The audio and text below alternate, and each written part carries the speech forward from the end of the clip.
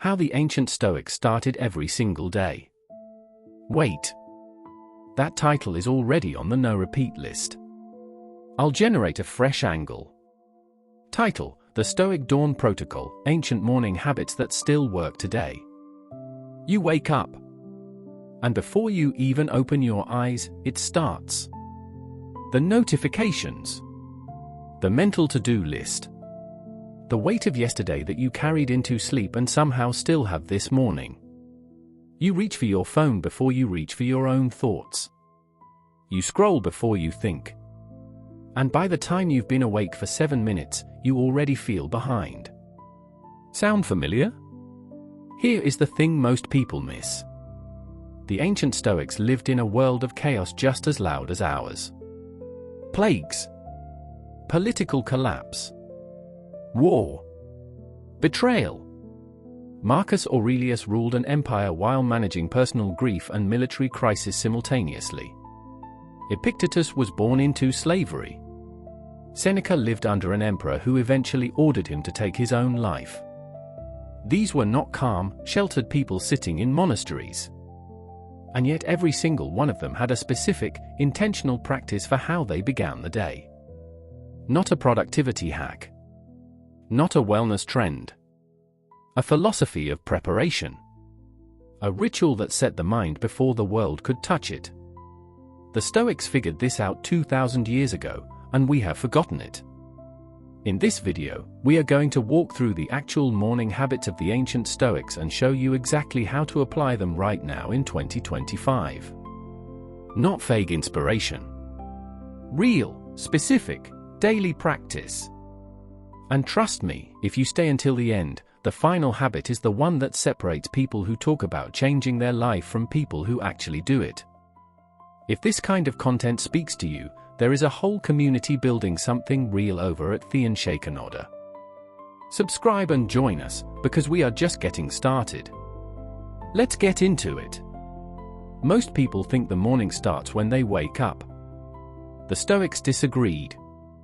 Seneca wrote in his letters to Lucilius, "Let us go to our sleep with joy and gladness. Let us say, I have lived. Into whatever state fortune throws us, let us make sure we have finished the day before we have finished it." For Seneca, the evening review was the morning's foundation. Before sleep, he asked himself 3 questions. What did I do wrong today? What did I do right? What could I have done better? He was not doing this to punish himself. He was doing it to clear the mental desk so that the next morning would begin clean. Here is the modern version. You lie in bed tonight reviewing the same work email for the 4th time, rehearsing an argument, cycling through regret. That mental noise follows you into the morning. Seneca's practice cuts that cycle. It processes the day before sleep claims it. Tonight, before you put the phone down, spend 3 minutes writing answers to those 3 questions. Not in your head. On paper. That act of writing externalizes the rumination and lets it go. Tomorrow morning will feel different because you closed today properly. Marcus Aurelius begins Meditations Book 5 with one of the most honest passages in all of philosophy. He writes, "At dawn, when you have trouble getting out of bed, tell yourself, I have to go to work, as a human being." He is not pretending mornings are easy. He is reminding himself why he gets up anyway. Notice what Marcus does not do. He does not reach for external motivation. He does not check for validation or news or someone else's life on a screen. He reaches inward, for purpose. In 2025, the average person spends the first 22 minutes of their day on their phone. That means before your feet hit the floor, someone else's algorithm has already claimed your attention and framed your emotional state for the day. You have handed over the steering wheel before you even knew you were driving.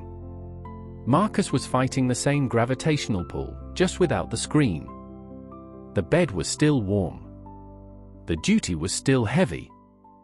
His answer was a question he asked himself every morning: what is my work today, as a human being? Not my to-do list. His work, as a human being. Before you touch your phone tomorrow morning, ask that question. Sit with it for 60 seconds. The answer does not need to be profound. It just needs to come from you, not from a notification.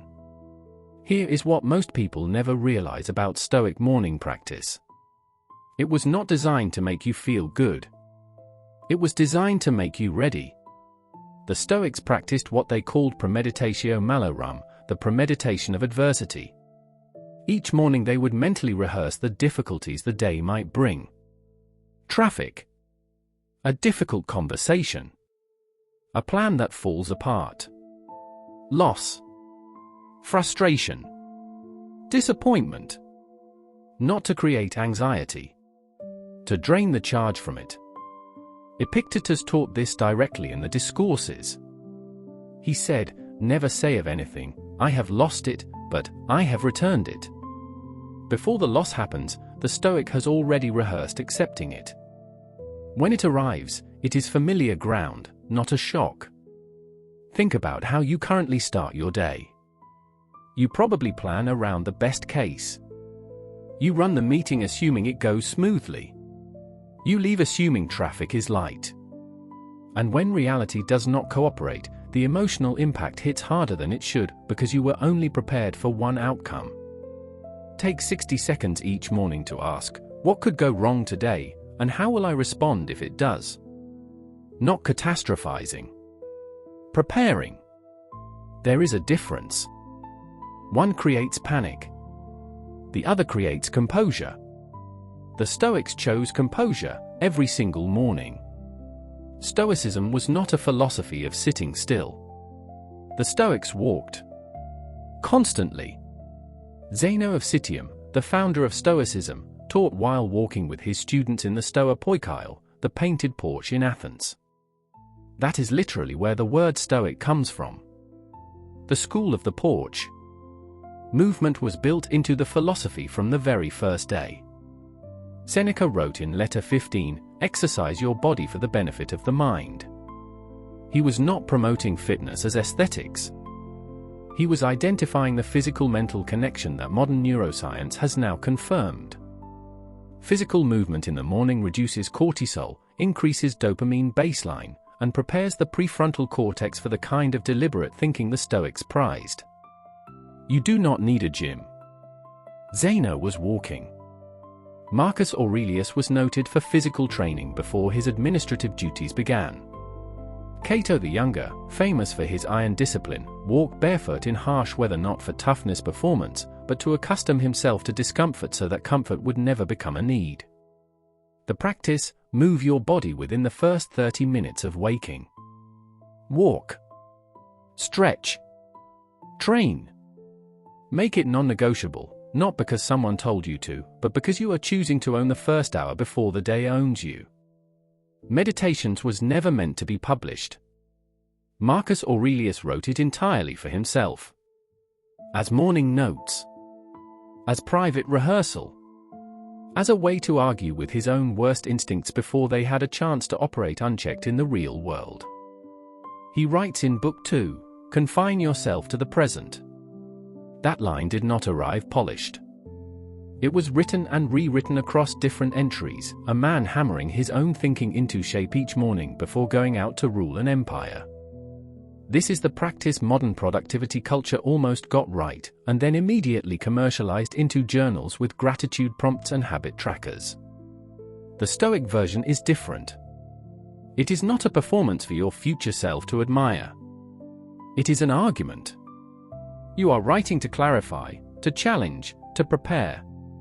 The question is not, what am I grateful for? Though that has value. The Stoic question is, where did I fall short of my own standard yesterday, and what will I do differently today? 5 minutes. Paper, not a screen. No template required. Just honesty on the page before the world gets your attention. Cato slept on the bare ground during his military campaigns, by choice. Epictetus, who had nothing, reminded his students that wanting nothing extra was the greatest freedom available. Seneca famously wrote in Letter 18, "Set aside a certain number of days during which you shall be content with the scantiest and cheapest fare." These are not acts of punishment. They are acts of preparation. The modern morning is built entirely around comfort. The perfect temperature, the right coffee, the right lighting. And there is nothing wrong with comfort until it becomes a dependency. Until a disrupted routine derails your entire emotional state for the day. The Stoic solution is simple. Build one small, voluntary discomfort into your morning. A cold shower. Skipping the coffee for one day. Waking slightly earlier than feels pleasant. Not because suffering is noble. Because you are training yourself to know that you can handle more than comfort allows you to believe. This is the habit that separates the people who talk from the people who act.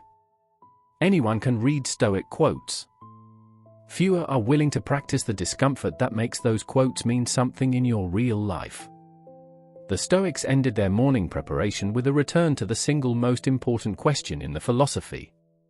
Epictetus states it plainly in the Enchiridion, of things, some are in our power and some are not.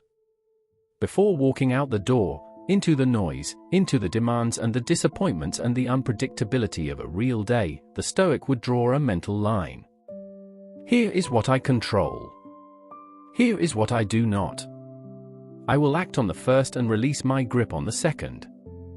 In 2025, that line is harder to draw than ever. Social media has made other people's opinions feel like emergencies. The news has made distant events feel like personal threats. The pressure of comparison has made your own life feel insufficient, even on your best days. The morning return to what you control is not passivity. It is precision. You are not withdrawing from the world. You are entering it correctly, with your energy aimed at what you can actually change. Write it down tomorrow. 2 columns. What I control. What I do not. Then let the second column go. We started this with you lying in bed, already behind, already overwhelmed before the day has even asked anything of you. The Stoics were not immune to that feeling. They were human, every one of them. Marcus Aurelius wrote about the pull of the warm bed. Seneca wrote about the chaos of his own restless mind. Epictetus knew deprivation that most people today could not imagine. What separated them was not circumstance. It was preparation. A deliberate, daily practice of meeting the morning before it met them. Close the day tonight with Seneca's 3 questions.